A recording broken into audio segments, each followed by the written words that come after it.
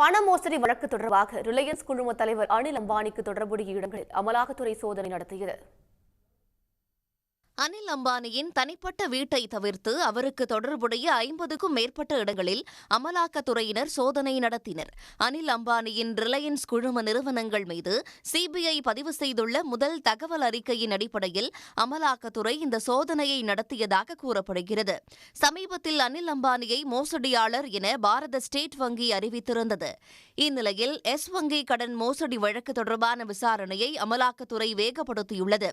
முதற்கட்ட விசாரணையில் 2017ஆம் ஆண்டு முதல் 2019 இடையிலான காலகட்டத்தில் எஸ் வங்கி வழங்கிய 3000 கோடி ரூபாய் கடன்கள் ஷெல் நிறுவனங்கள் மற்றும் குழுவுடன் இணைக்கப்பட்ட நிறுவனங்களுக்கு திருப்பிவிடப்பட்டது தெரியவந்தது.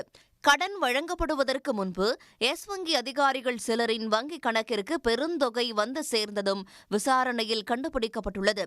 இதன் மூலம் கடன் பெற வங்கி அதிகாரிகளுக்கு லஞ்சம் வழங்கப்பட்டதா என்ற கோணத்தில் விசாரணை நடைபெற்று வருகிறது. மேலும் ரிலையன்ஸ் அனில் அம்பானி குழுமத்திற்கு கடன் வழங்கப்பட்டதில் பல விதிமீறல்கள் நடந்திருப்பதையும் அமலாக்கத்துறை கண்டறிந்துள்ளது.